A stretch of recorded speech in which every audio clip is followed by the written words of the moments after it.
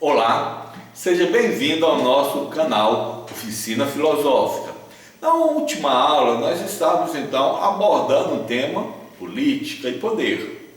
Dando sequência a esse pensamento, nós vamos observar então que o Estado ele está intimamente ligado então a essas duas dinâmicas, ao poder e à política. E continuando essa linha de pensamento, será que eu sou livre? Você é livre? Somos. De acordo com alguns teóricos, não. Nós somos controlados pelo ambiente. A liberdade seria uma mera ilusão.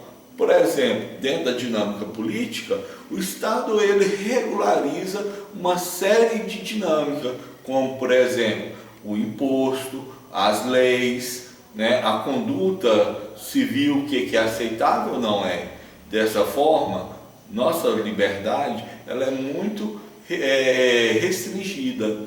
Dentro desse pensamento, nós vamos pegar e estar percebendo que há muitos direitos que eu possuo, que você possui, esses direitos foram conquistados a partir de lutas sociais, de pessoas que se organizaram e que lutaram pelos seus interesses, pelos seus direitos.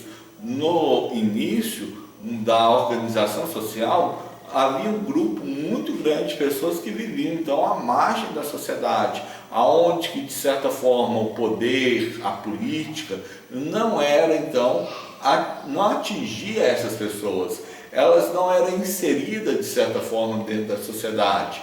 Nós vamos ver então que o Estado ele se fortalece muito com a dinâmica do capitalão, né? Através do capitalismo, que o capitalismo ele acaba se moldando nos diversos tempos históricos e sociais que nós vivemos, né? A partir aí então da modernidade.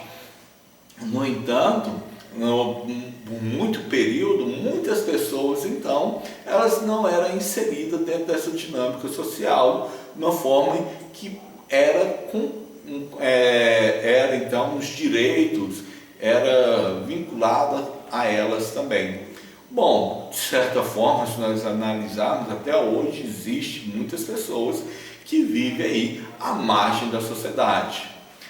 Continuando então, e se nós vivêssemos em uma sociedade onde que não existisse Estado, que não existisse uma nação, né? Uma sociedade onde que nós fôssemos totalmente livres, que não existisse lei alguma? Bom, alguns teóricos chegaram a pensar dessa forma. Esses teóricos, eles tinham um olhar dentro desse justnaturalismo, ou que alguns vai estar se constituindo aí dentro do pensamento do contratualismo. O que seria isso?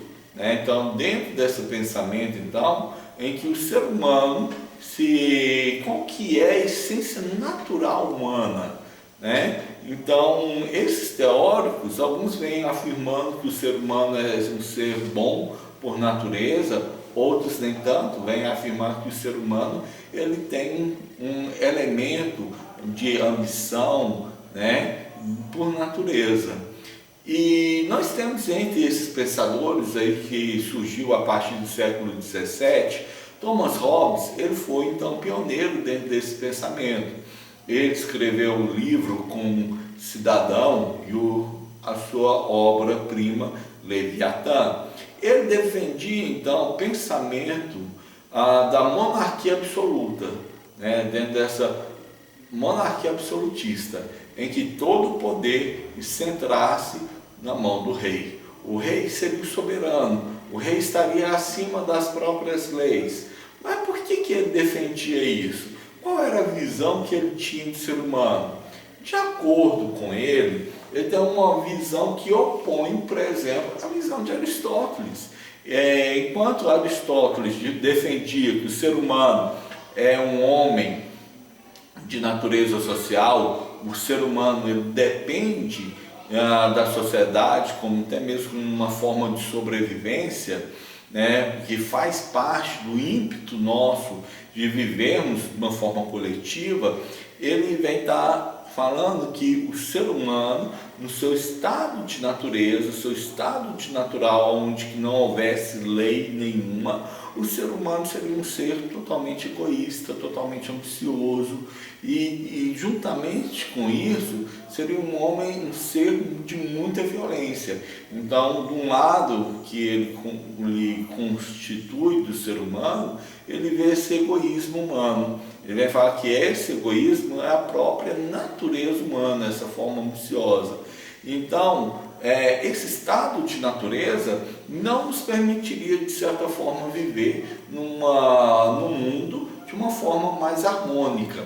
Então, ele, dentro dessa visão, há uma série de frases que se vinculam ao pensamento dele. O homem é o lobo do próprio homem, né? O homem é um ser violento contra o próprio homem. Então, essa visão acabou sendo muito vinculada ao pensamento então de Thomas Hobbes. Hobbes, ele acaba então tendo essa visão e aí ele constitui o que ele vai estar denominando, então nós podemos chamar de pacto coletivo, né? Então esse contrato social seria uma forma de pacto coletivo, que então o ser humano deveria, então a partir desse pacto, ele acaba então se vinculando a uma pessoa, centralizando ali toda a dinâmica do poder. No entanto, acaba que com isso nós perdemos a nossa liberdade. A partir do momento em que, por exemplo, hoje nosso poder é centralizado no Estado, no presidente, governadores, enfim, acaba que com isso as medidas legais faz com que nós perdemos boa parte da nossa liberdade. Mas, segundo ele, o que nós ganhamos? Nós ganharíamos ali, dentro da visão dele, uma sociedade estável, harmoniosa, dentro do sentido de zelar pela paz. Então quer dizer que numa sociedade dessa não haveria conflito? Sim, haveria conflito. Por isso que o soberano tem que ter mão forte para estar lidando com todas as diversidades, porque a principal finalidade do soberano seria zelar pela paz. Na próxima aula continuaremos abordando esse assunto. Até mais.